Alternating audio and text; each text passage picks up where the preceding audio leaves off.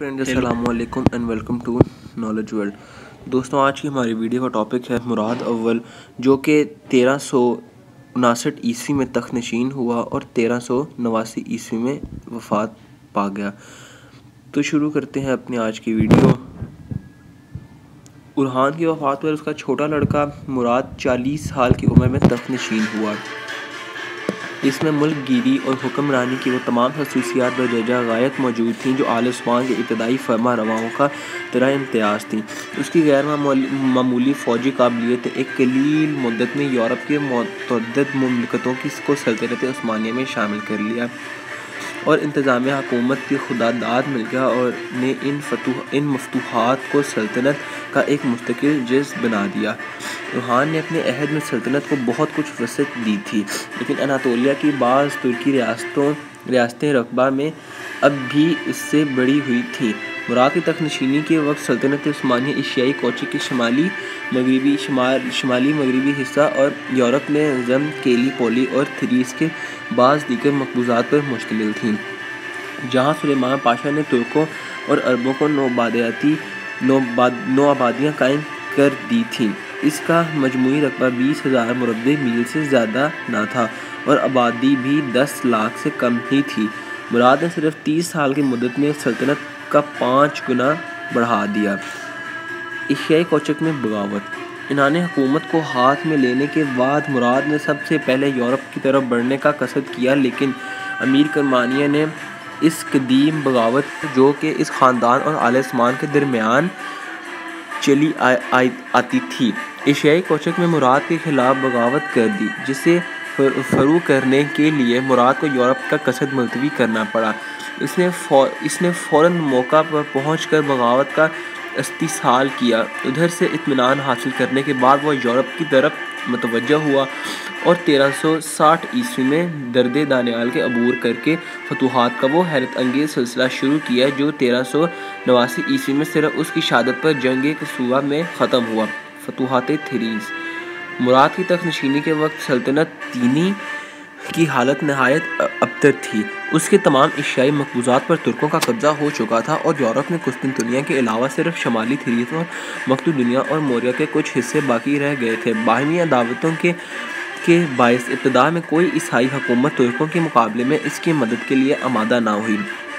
یہ سلطنت بلا شبہ ایک مسیحی سلطنت تھی اور ترکوں کا حملہ مذہبی نقطہ نظر سے نہایت خطرناک تھا، لیکن یورپ میں محاربات صلیبی کی قدیم روح تقریباً فنا ہو چکی تھی اور یونانی اور لاطینی کلیسائیوں کی شدید مزاحمت سے اتحاد عمل کے لیے بہت کم گنجائش باقی رکھی تھی۔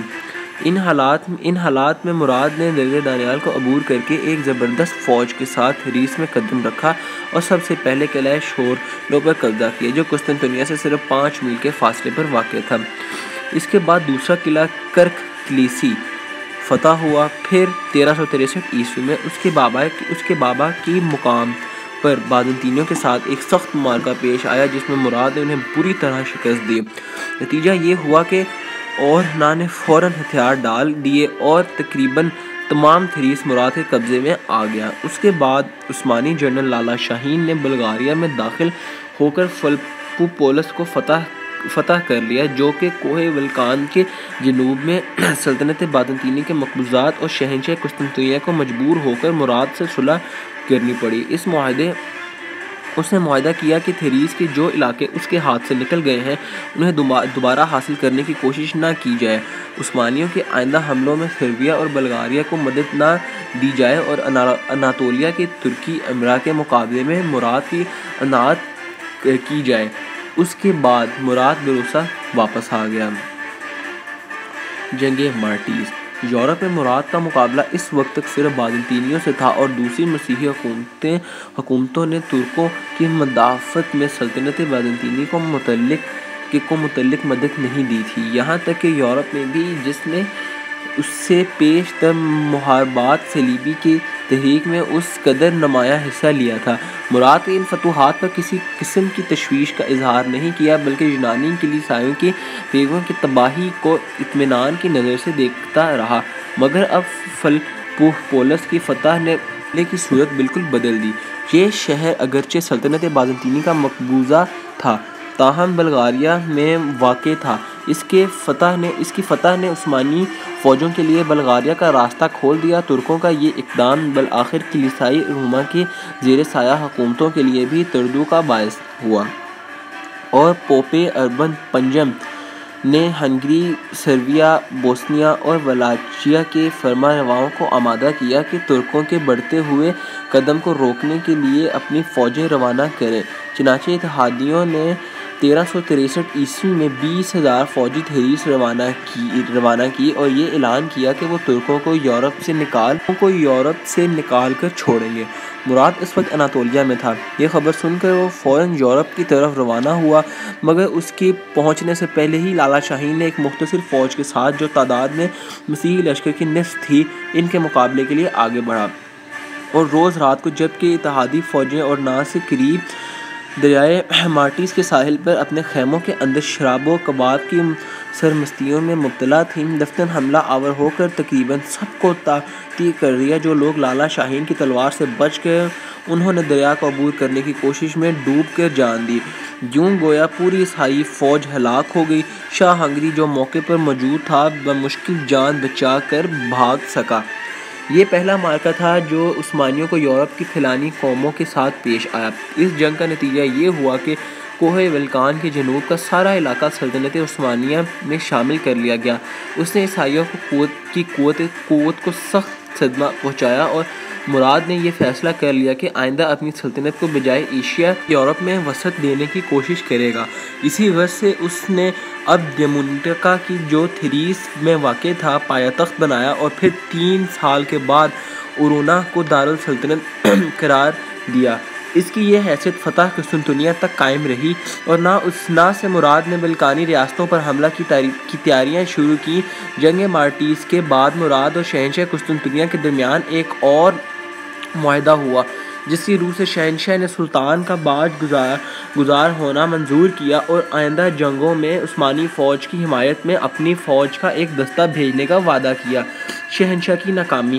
کچھ دنوں تک تو شہنشاہ قسطنطنیہ خاموشی کے ساتھ خراج ادا کرتا رہا، لیکن پھر اس سے اپنی محکومی ناقابل برداشت محسوس ہونے لگی۔ چنانچہ 1369 میں اس نے روما کا سفر کیا اور پوپ کی خدمت میں حاضر ہو کر یورپ کی مسیحی حکومتوں کو دولت عثمانیہ کے خلاف ابھارنے کی درخواست پیش کی۔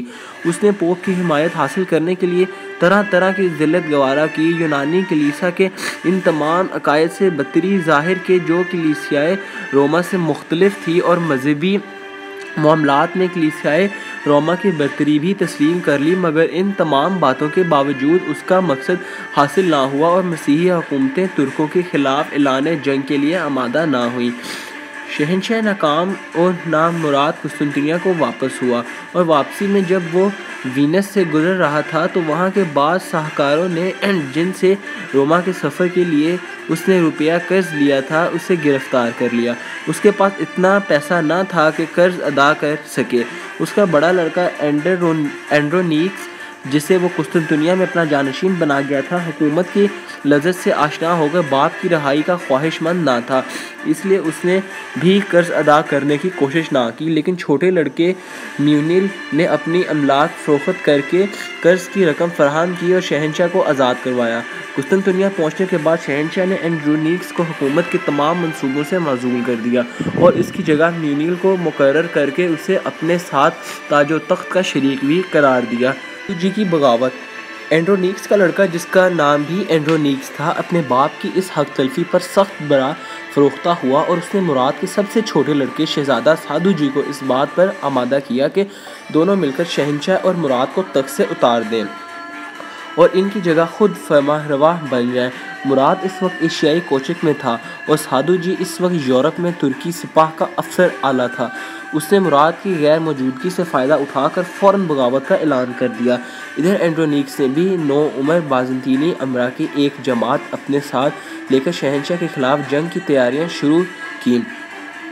ان شہزادوں کے متحد بغاوت نے ایک خطرناک صورت اختیار کر لی۔